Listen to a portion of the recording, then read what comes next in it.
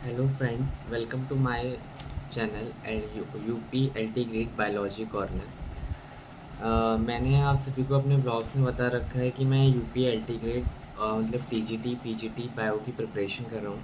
और जो वैकेंसीज़ आई हैं एल्टी ग्रेड बायो की, उसकी प्रिपरेशन मैंने अभी शुरू करी है। जब मैंने पेपर को पूरा एनालाइज़ किया तो फिर मैंने पूरा पेपर देखा, तो पेपर का लेवल बहुत अच्छा खासा आता है, क्योंकि 2018 वाला पेपर मैंने प्रिंट आउट करवा लिया था। उसके बाद मैंने पूरा पेपर पैटर्न को समझा, तो मुझे पेपर काफ़ी ठीक लगा। मतलब ठीक, मतलब पेपर का लेवल काफ़ी अच्छा है। और अच्छा होगा भी क्यों नहीं, क्योंकि ऑर्गेनाइजेशन कौन सी कंडक्ट करा रही है, यूपी पीसीएस। जो हम यूपी पीसीएस का पेपर बनाते हैं, वो वाली ऑर्गेनाइजेशन यूपी पीएससी मतलब ये इस पेपर को कंडक्ट करा रही है। तो पेपर का जो लेवल है वो भी थोड़ा अच्छा खासा ही आएगा। तो फिर मैंने जब सिलेबस को प्रिंट आउट निकाला, और जब मैंने सिलेबस को प्रिंट आउट निकाला और अपने आप से पढ़ना शुरू करा, तो मुझे अब ये समझ में नहीं आ पा रहा है कि कौन सी चीज़ इम्पॉर्टेंट है और कौन सी चीज़ इम्पॉर्टेंट नहीं है। क्योंकि मैंने आर एल कोटपाल उठाई, और मैं अभी एनिमल किंगडम ही पढ़ रहा हूँ। जब मैंने आर एल कोटपाल को पढ़ना शुरू करा, और उसमें बहुत सारी चीज़ें हैं। अब उन बहुत सारी चीज़ों में से कौन सी चीज़ ज़्यादा इम्पॉर्टेंट है, कौन सी चीज़ कम इम्पॉर्टेंट है, वो चीज़ मैं एनालाइज नहीं कर पा रहा हूँ। पढ़ तो मैं सारा लेता हूँ, मैं नोट्स भी बना पा रहा हूँ, मैं सारे मतलब अपने नोट्स बना पा रहा हूँ पूरे के पूरे। जैसे ये है, टॉपिक है प्रोटोजोअन डिजीज़। फाइलम प्रोटोजोआ का एक टॉपिक दे रखा है इसमें, प्रोटोजोआ एंड डिजीज़। तो मैंने ये शुरू करा है, phylum protozoa, protozoan and disease. तो बट लेकिन इसमें मुझे ये समझ में नहीं आ पा रहा है कि अब कौन कौन से इसमें इंपॉर्टेंट है जो ज़्यादातर पूछे जाते हैं। अब मुझे उसके लिए पहले पी वाई क्यू एनालाइज करने पड़ेंगे। अब पी वाई क्यू में भी बहुत सारे, ये पिछले साल बहुत सालों के पेपर देखने पड़ेंगे मुझे, पर इतने टाइम लग जाएगा मुझे, बहुत ज़्यादा टाइम लग जाएगा उसमें मेरा। तो फिर अब मैंने ये डिसाइड किया था कि मैं बैच ले लेता हूँ। तो फिर आपने मेरा थंबनेल देखा होगा कि विच बैच आई विल एनरोल इन। मैंने बहुत सारे बैच देखे थे। मैंने सबसे पहले देखा था टीचर्स अकेडमी का बैच, उसके बाद देखा था मैंने सचिन अकेडमी सर का बैच। उसके बाद देखा था मैंने अंजू मौर्य मैम का बैच। उसके बाद देखा था मैंने bio and civil junction Aamir Ali sir का बैच। तो टीचर्स बहुत अच्छे हैं चारों ही बैचेस में। आप कहीं भी आप एनरोल्ड होते हैं तो टीचर्स में कोई कंपैरिजन नहीं होता है। टीचर्स काफ़ी अच्छा पढ़ा रहे हैं। अब ये होता है कि आपको ज़्यादा किसका समझ में आ रहा है। पर्सनली मुझे सारे ही टीचर अच्छे लगे हैं। जो यूट्यूब पर 4 ही मैंने देखे थे, मुझे 4 ही चैनल ज़्यादा ठीक लगे हैं। एक तो है बायो एंड सिविल जंक्शन का, आमिर अली सर का, और एक है अंजू मौर्य मैम का, और एक है टीचर्स अकेडमी मतलब चैनल है, उसका जो ऐप है उसका, वो सर बायो भी बहुत अच्छा पढ़ाते हैं। और एक और है सचिन अकेडमी सर। तो फिर मैंने जो बैच एनरोल किया है, जो मुझे ज़्यादा समझ में आया है, वो है बायो एंड सिविल जंक्शन का आमिर अली सर का।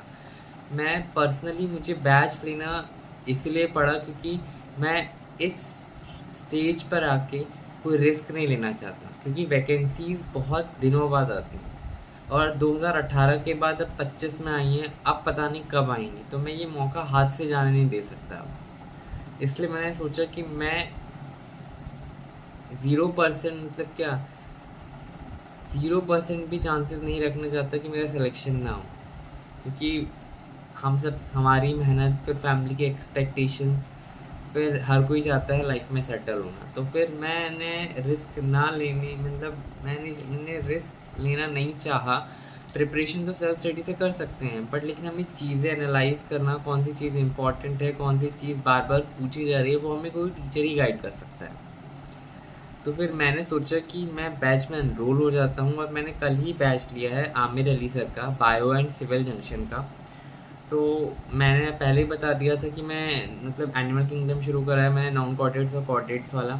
तो मैंने क्या करा है कि मैंने फाइलम प्रोटोजोआ पॉलीफेरा कंप्लीट कर लिए थे अपने आप, सिलेंट्रेटा भी कर लिया था, टीनोफोरा भी कर लिया था। तो फिर मैंने अब शुरू करा था आमिर अली सर से, बायो एंड सिविल जंक्शन के बैच से। तो मैंने आज शुरू करा था सर का प्रोटोजोआ से, क्योंकि इसमें पहला फाइलम प्रोटोजोआ ही है। तो फिर मैंने प्रोटोजोआ पढ़ चुका है पहले। तो फिर मैंने सोचा जो चीज़ें मैंने पढ़ चुकी हैं पहले, वो पढ़ के देखता हूँ कि क्या क्या है। तो फिर मैंने वही आज देखा था पढ़ के, प्रोटोजोअन डिजीज़ पढ़ रहा था। तो मैंने सर की सारी क्लासेस अटेंड कर ली हैं फाइलम प्रोटोजोआ वाली। कल मैं आमिर अली सर से ही पॉरीफेरा कंप्लीट कर लूँगा और सीलन ट्रेटा कंप्लीट कर लूँगा। तो गाइज़ आप जो कोई भी बैचेस में एनरोल होना चाहते हैं, चाहे वो अंजू मौर्य मैम का हो, चाहे वो सचिन अकेडमी सर से आप ज्वाइन करना चाहते हो, या फिर आप बायो एंड सिविल जंक्शन का आमिर अली सर को ही ज्वाइन करना चाहते हैं, तो या फिर आप टीचर्स अकेडमी को ज्वाइन करना चाहते हैं, तो आप किसी को भी ज्वाइन कर सकते हैं। बट लेकिन ये होता है कि टीचर्स भी घोट के नहीं पिला सकता है सारी चीज़, हमें भी हमारी भी मेहनत कुछ रहती है। ये नहीं होता कि टीचर्स आप मतलब कोई भी, जैसे कि फॉर एग्जांपल आपने अंजू मौर्य मैम का बैच लिया और आप अंजू मौर्य मैम बहुत अच्छा पढ़ाती हैं, मैंने उनकी काफ़ी वीडियोस देखी हैं यूट्यूब पर, बहुत अच्छा पढ़ाते हैं मैम, और सिर्फ अंजू मौर्य मैम मेहनत करते रहें और हम लोग मेहनत ना करें, या फिर मैं अपनी बोलूँ कि आमिर अली सर मेहनत करते रहें और मैं मेहनत ना करूँ, तो उसको कोई बेनिफिट नहीं मिलेगा मुझे।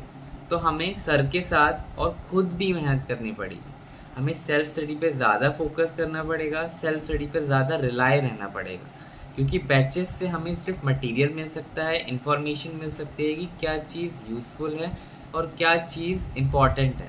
बट लेकिन सेल्फ स्टडी, रिवीजन हम जितना ज़्यादा करेंगे, क्वेश्चन प्रैक्टिस हम जितनी ज़्यादा करेंगे, वो हमारे लिए ज़्यादा बेनिफिट रहेगा। तो फिर मैं आपको यही बताना चाहता था कि मैंने बायो एंड सिविल जंक्शन का बैच एनरोल्ड हुआ हूँ मैं, और मुझे बैच पड़ा था 6018 रुपीज़ का। अभी मैंने टेस्ट सीरीज़ बाय नहीं करी है क्योंकि मैं पहले सिलेबस कंप्लीट कर लूँ, क्योंकि मैं बैच में अभी एनरोल हुआ हूँ और मेरा सिलेबस बहुत ज़्यादा ही बाकी है।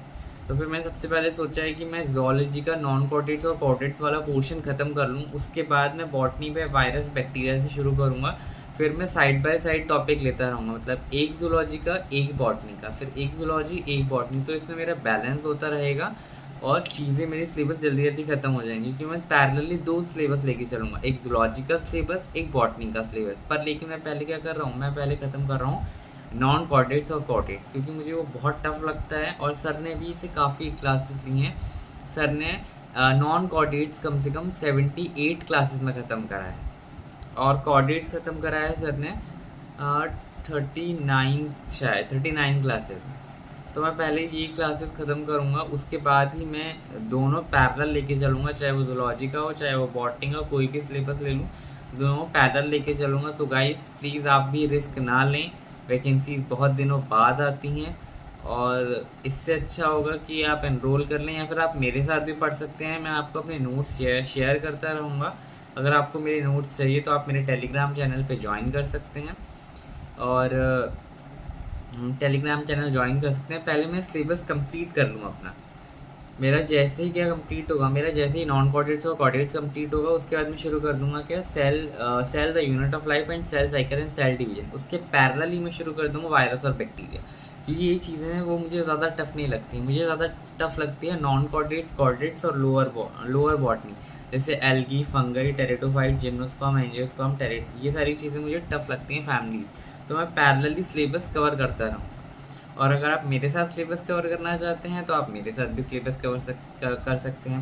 अभी मैं पढ़ रहा हूँ फाइलम, प्रोटोजोआ एंड पॉलीफेरा।